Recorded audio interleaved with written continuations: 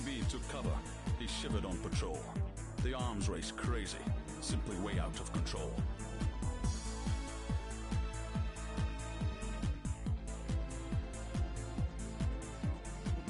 Then his friend threw it, the latest device. Boggy B went and got it, against all advice. How many more will this dreaded war cost? Worms battled on, through hunger and pain, living to fight, just to victor again. And now it's the curtain call, the final onslaught. No better bullet could you possibly have bought. But spare a thought for Boggy, and with it his friend. So fight with their honor, and fight until the end.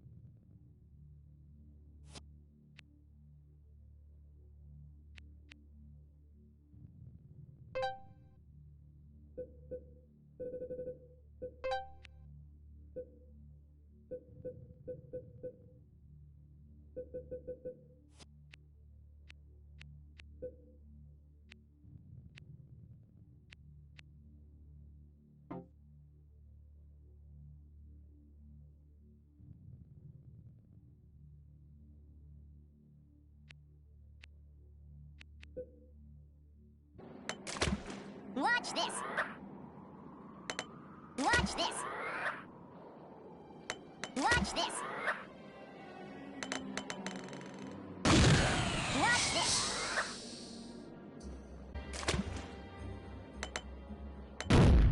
Attack!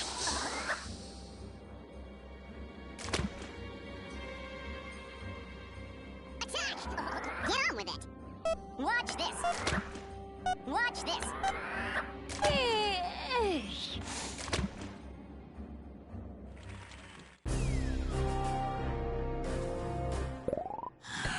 Yes, sir. Watch this.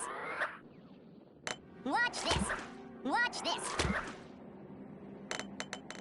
Attack! Attack!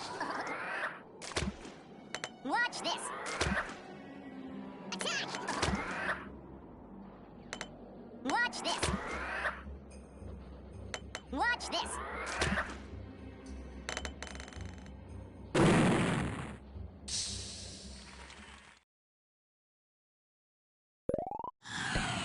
Yes, sir.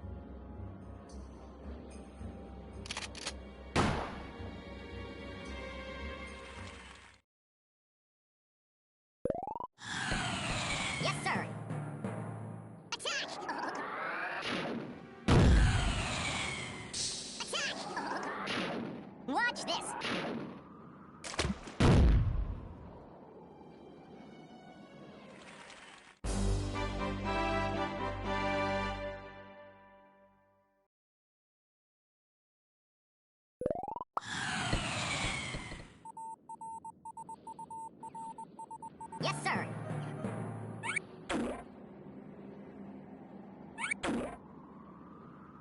Goodies!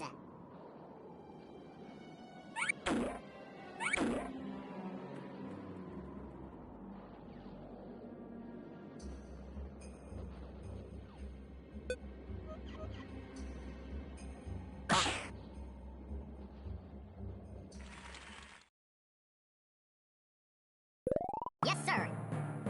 Watch this. Attack! Attack!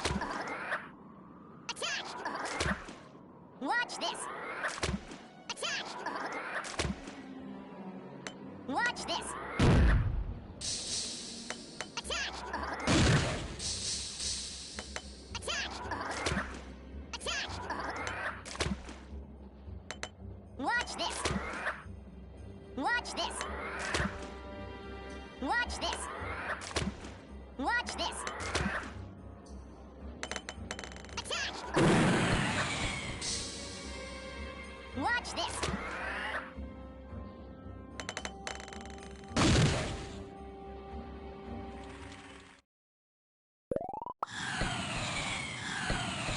Yes, sir. Yep. Take that! Yep. Yep. Yep. Yep. Yep. Yep. Yep.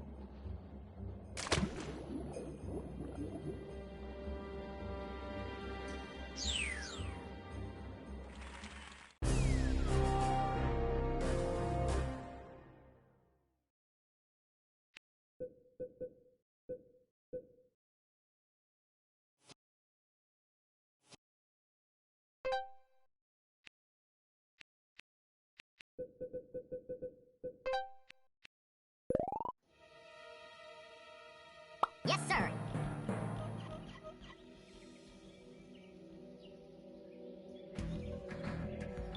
Hit. Ow! Ow! I got one!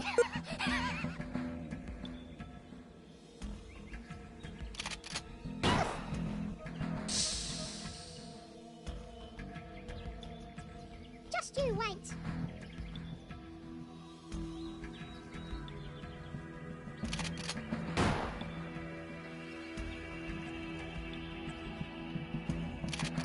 Whoa!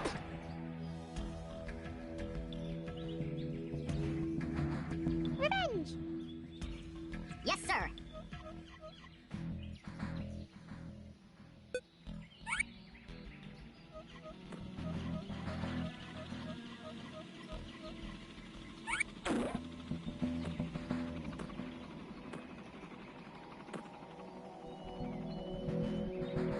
Goodies!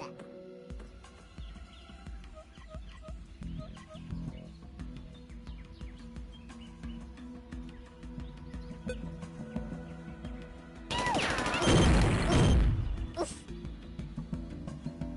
Just you wait. Bye-bye.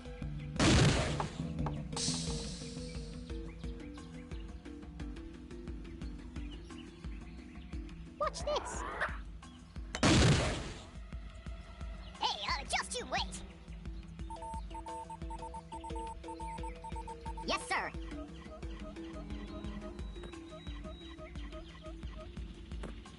Yep.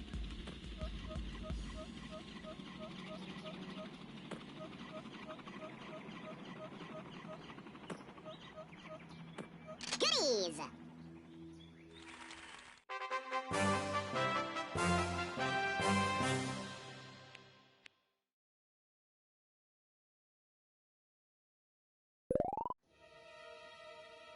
Yes, sir. Watch this.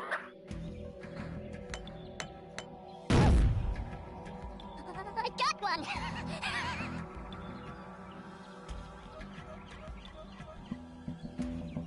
Fire!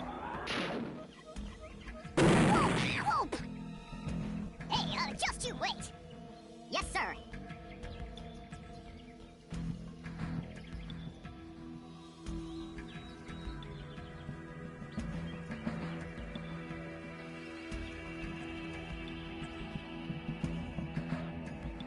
Attack!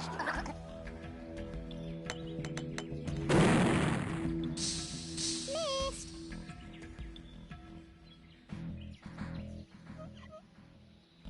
Fire!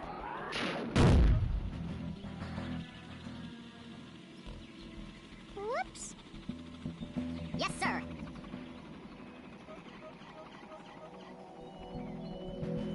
Attack!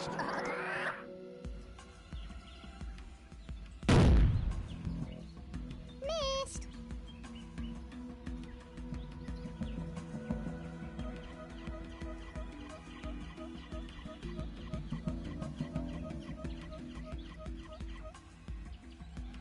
Fire!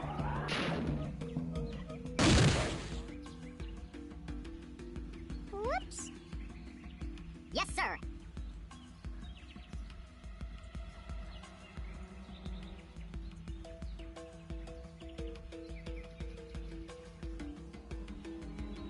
Attack!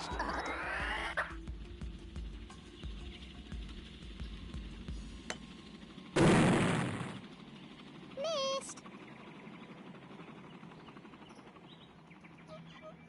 Watch this.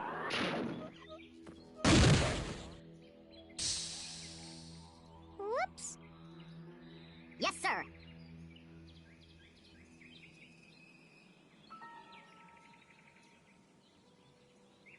Watch this.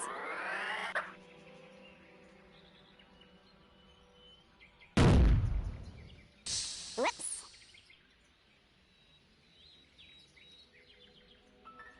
Fire.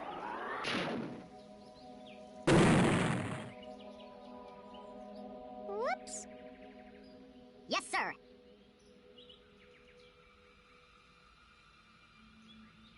Attack! You'll regret that. Fire!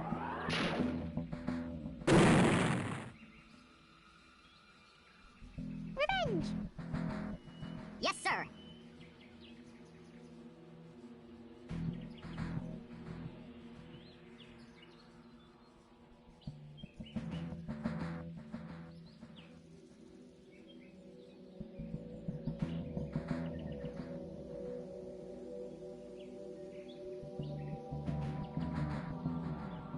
Watch this. Ow! Ow! Just you wait. Oh dear. Ow! Just you wait.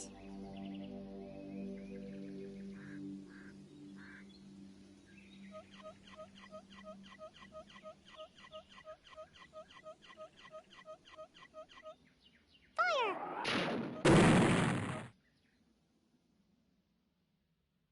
Ha! You missed!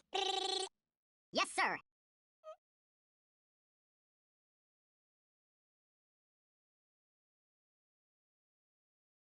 Watch this.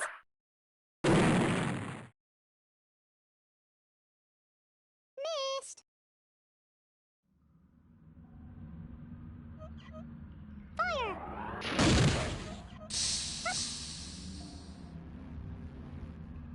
Traitor! Yes, sir.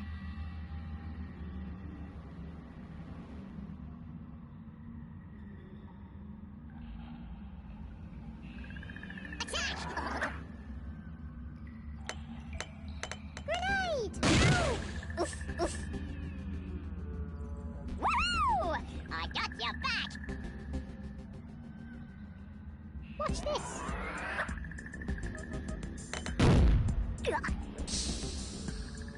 Revenge! Yes, sir.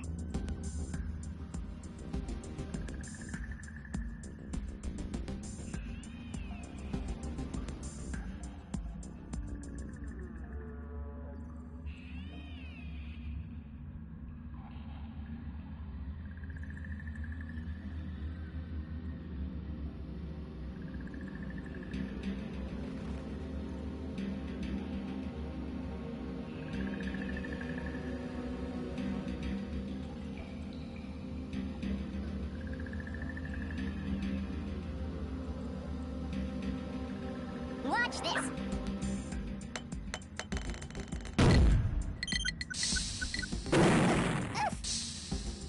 I'll get you.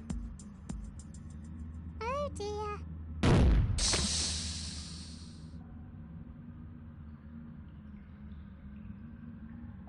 Fire!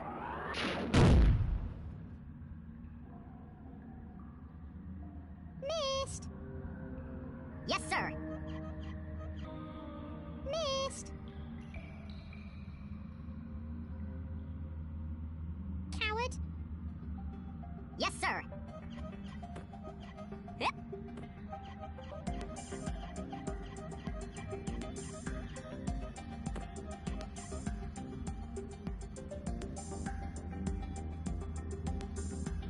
Watch this. Ow!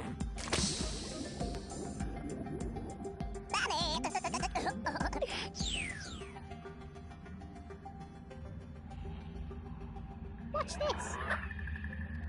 Whoa, poop! Just you wait. Yes, sir.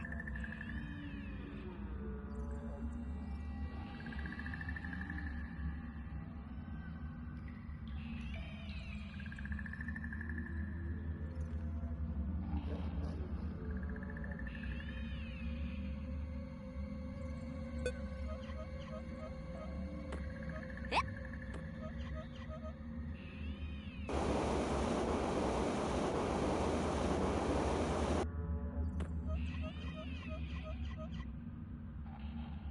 Whoops. Watch this. Hey, just you wait. Yes, sir.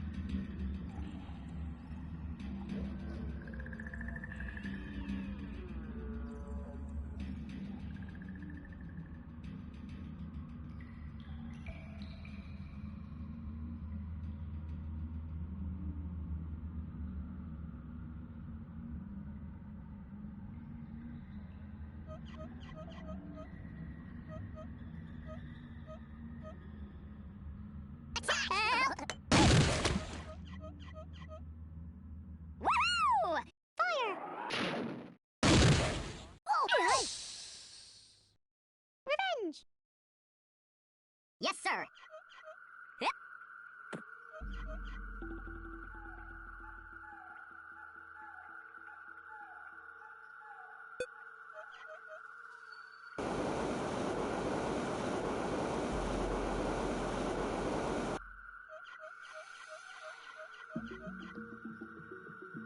Missed.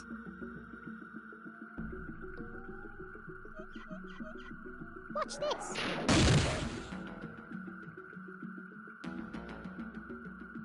Revenge. Yes, sir.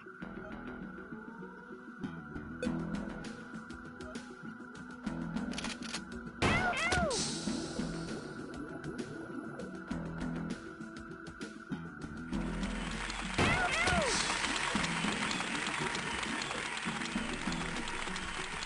Woo! I got you back.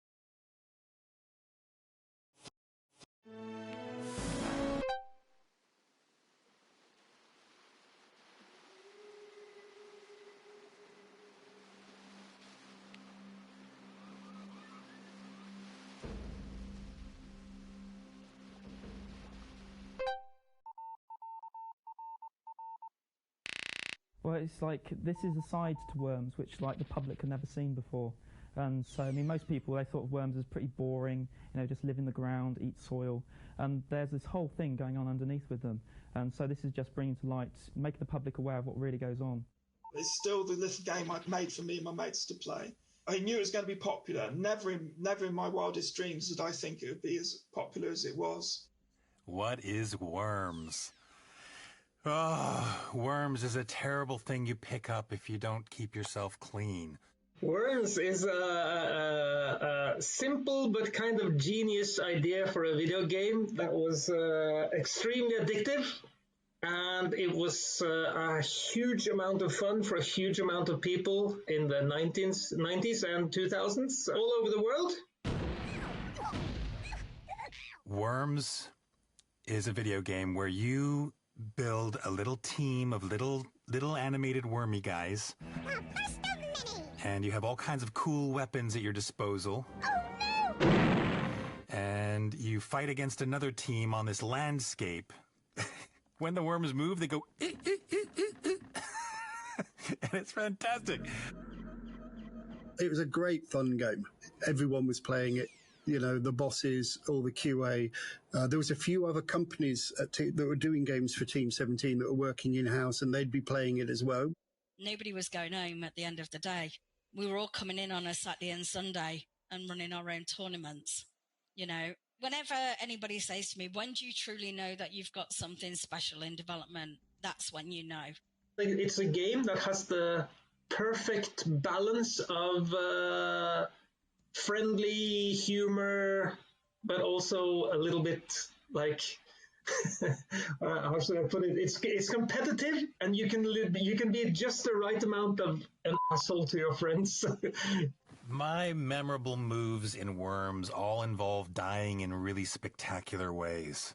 I've never been a great video game player. I love video games, love them. I always play them on the very easiest setting, sometimes known as Please Don't Hurt Me, Mama, or narrative mode. But there is no narrative mode in Worms. It's just kill or be killed. Yeah, a losing person can still save the day. They can still come back. You don't get much rage quitting in Worms because, if you've only got one worm left and they've got 4, you can still win. You can learn how to play Worms really, really quickly and then have fun with it. The thing is, there are obviously countless amounts of classics, but so many of them just don't hold up anymore. It's an old game, but it still plays well, and it's good fun. It's very easy for people to get into. There's lots in the games. I spent an awful long time balancing it and refining it. It's great to be still here talking about it. Ow! What are you, nuts?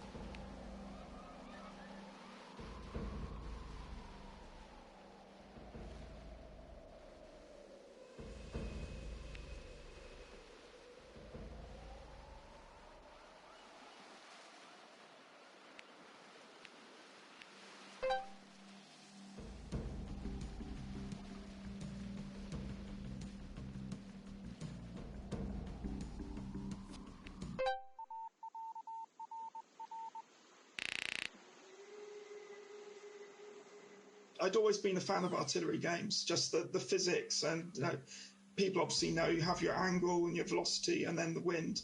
The early PCs that came out, I remember playing Gorillas, which was a game where you're a gorilla standing on the top of the building throwing bananas, I believe, at another gorilla on another building, and you just chose the angle. And I can't even remember if you chose the force. I think you just sort of chose the angle. I'd always been a fan of them. And then one time, very, very bored doing A-level maths, one of my friends challenged me to see if I could make a game on this graphics calculator. And so I instantly thought an artillery game. So it had a very rudimentary program. So obviously there's not much you could do on the resolution of a calculator. So then I started on one on the Amiga. And with the Amiga, obviously, could do an awful lot more, much more complicated landscapes. And that's when the game started evolving. And that was back in 1990. Mum always tells me the first time I saw an Amiga, I was with her in a computer shop, quite young. And she always says she remembers around, because artillery games are usually very static, very stationary. You have your set position, and it's then just a case of trial and error. Whereas making them move around, suddenly that opened up more strategy in the game. The game it became sort of a challenge to myself, like how deep can I make an artillery game? How much strategy can I introduce into it? So I think the game grew around what the Amiga's capabilities were.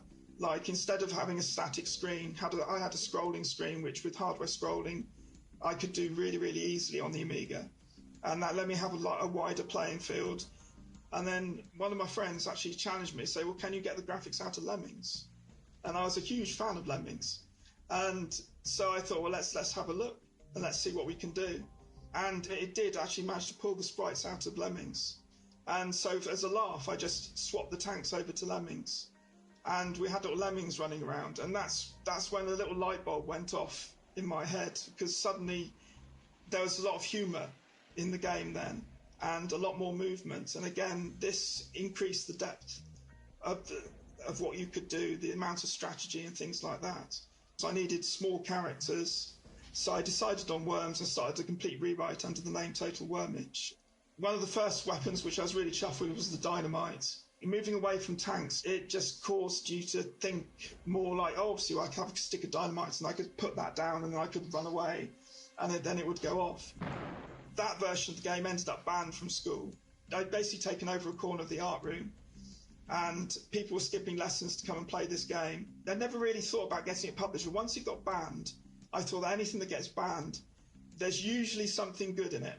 All I wanted to do was try and get my game published. So I told my form teacher, I'm not going to go to university, I'm going to try and get my game published.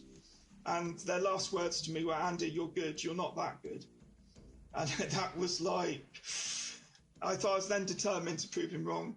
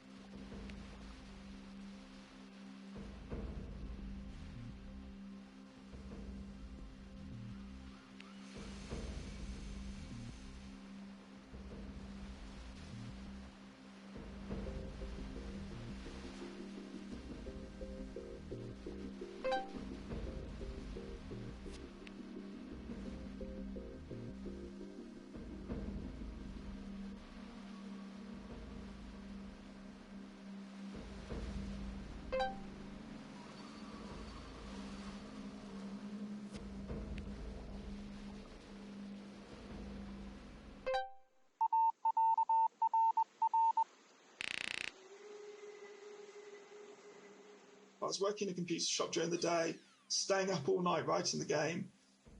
Now bring in the latest version, and the people who came in the shop would play test it for me. And I remember one time a kid was playing it, and then his dad sat down and they started playing it as well. And they were there for a good few hours. And I was really chuffed at that. He managed to create a game that appealed across generations. And this coincided with a competition being run in Amiga format for a new language called Blitz Basic 2. And that seemed perfect for what I was doing. I literally worked myself to death to rewrite the entire game. At the same time, it wasn't just a rewrite because all these new ideas were coming at the same time. So the game was about 80% done when I entered into the competition. But the competition did not go well at all. Didn't hear anything. And then months later, just flicking through the magazine, and there's like a little paragraph of the results. And there was no mention of Total Wormage at all. But I was quite gutted. I was almost at the point, I didn't want to give up yet. So the next thing was to go to the trade show in London. There's an event in London, you know, it used to, not anymore, but ECTS, and we had a stand at these events all the time, and we built our own stands. But it was at the point where this was my last shot. You know, I felt I had something that was worth playing, you know, just because the people in the shop were playing it, I was still enjoying it. So I closed up the computer shop for the day, just stuck a notice on the door saying, sorry, back tomorrow. Had 2 discs with Total Wormage written on the labels. And this kid walked up to the stand. Can't remember whether he was 16 or 17 at the time, you know, but I can tell you he looked about 14. He approached and said, I've got a game. I'd like you to take a look at it. Team 17 were always top of my list of the companies I wanted to go to because they're very Amiga orientated, and this was a very Amiga orientated game. I thought they were the best fit for the game. I think the name says it all. And Team 17 is really simple, right? They thought it was one bit better than the rest. It was the 16-bit era. It was 17. We were one bit better. It was games that were being made by gamers. It was games that were being made by people that basically wanted to do things a little bit different from everybody else. So I walked up to their stand and Martin Brown was there. And so I said, hello, will you have a look at my game, please? And he went, sure. And so it's like, oh, right, we're off. So I set it loading on their Amiga there. Everybody's talking about PlayStation potentially coming and everything else, and games are taking a step up. And this game looks like nothing like what everybody is expecting the market to be creating. Gave a brief demo of it, and he just said, do you want the game published? And I went, yes, that would be very nice. And so he said, come up to Team 17 in Wakefield next week, and we'll sort contracts out. So we were playing a build in the evening, and Martin was raving about the game, and we're all talking about it around this table. And Martin lost the phone number. I think, if I'm correct, he reached out to Marcus Dyson, who was at Amiga Format at that time, because Worms had been submitted for a competition. And it didn't win. It still amazes me to this day that it didn't win. And we managed to get Andy's details from Amiga Format, you know, which is crazy when you think about it. Because actually, otherwise, we would never have ever been involved in Worms, right? I was utterly convinced this was a wind-up. Like, I was not 100% sure this was actually happening. And I was still worried I'd get up there. You know, this is a very elaborate joke, and I get up there in a week's time, and it would be, no, sorry, we're only kidding. When I went up there, and I took up the latest version of the game, and everybody in the company just sort of stopped and ended up playing it. And it got to the point where wherever there was a Amiga and a monitor, there'd be Total Wormage on it. That was an amazing feeling because, you know, these are people who make games, who have seen lots and lots of games, and the fact they're choosing to play mine was amazing. And that's when it started to sink in that, yeah, they're serious. Obviously, Total Wormage was a parody of Total Carnage, the arcade game, and even the logo was a parody of it. So early on, it was like that was to reference another game. That was a no-go. It's I think the legal department said, no, you're not going to do Total Wormage. And so the obvious name then was Worms.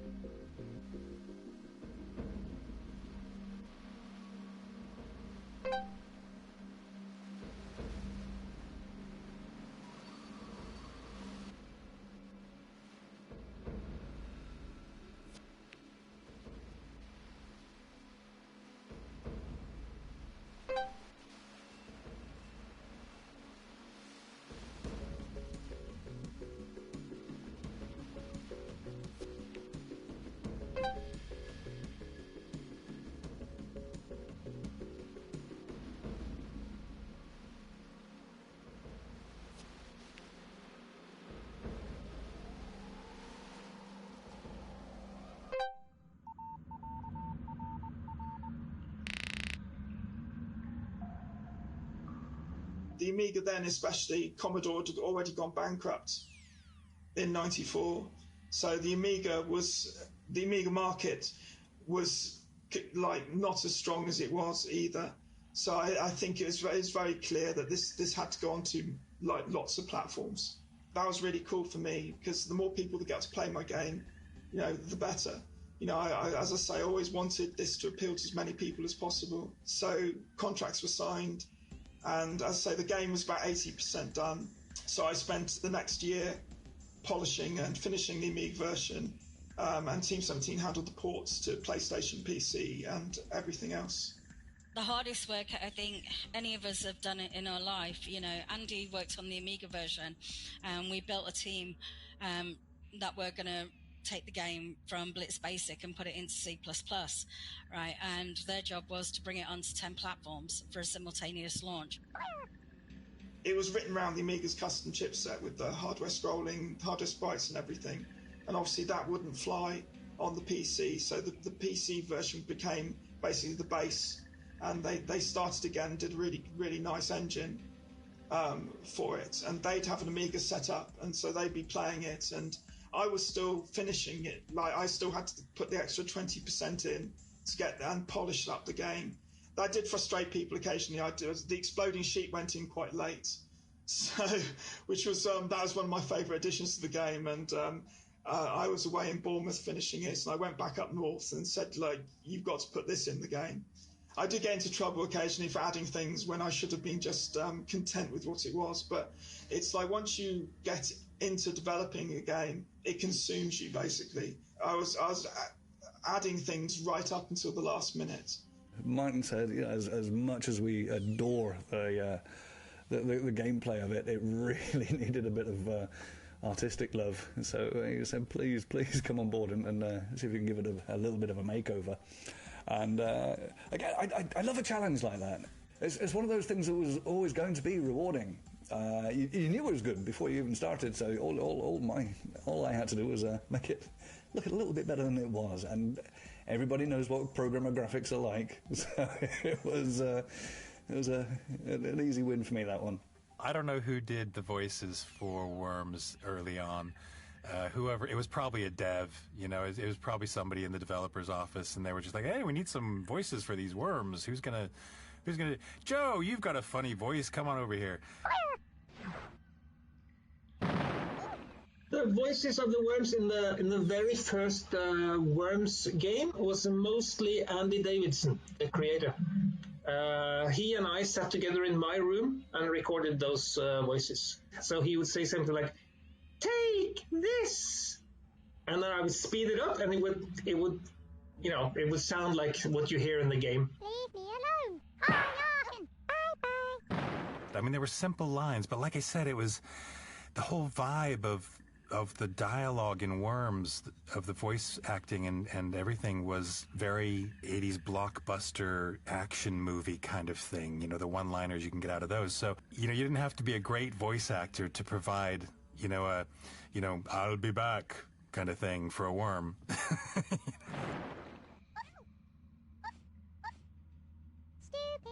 But then we have all the in-game music that I also spent quite a lot of time and effort on. And this in-game music, I deliberately tried to make it not so melodic or not so theme-like, but more like background, ambient background music that you shouldn't notice so much. So no strong melody lines, no really massive big audio or anything like that. It's kind of more sparse, transparent, and not so attention grabbing, because I realize people may sit and listen to this for hours and hours and hours and hours. We'd been publishing our own content for 5 years at that point on home computers, but we hadn't done consoles before.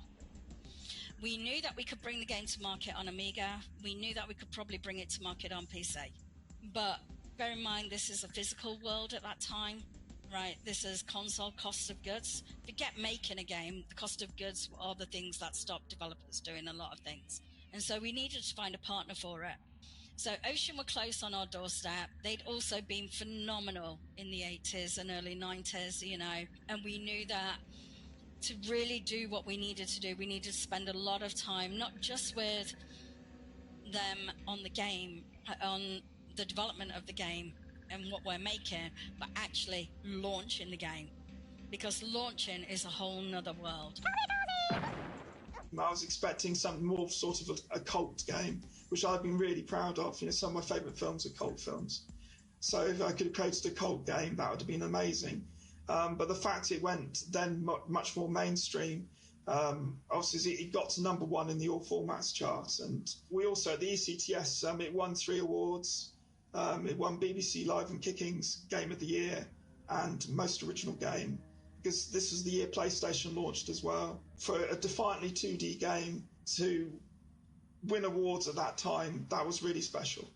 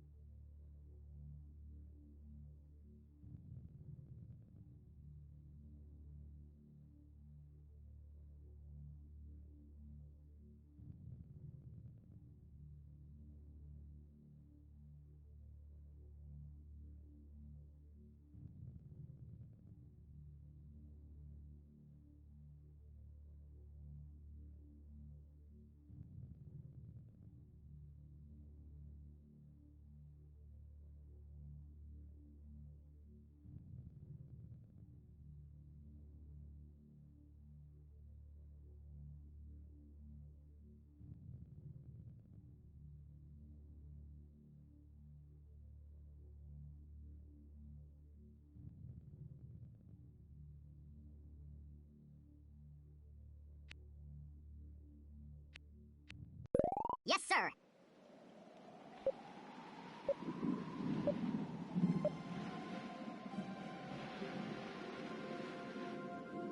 Get on with it. Hope you guys enjoyed Worms Armageddon Anniversary Edition. Yes, sir. And I'll catch you guys on the next one. Peace.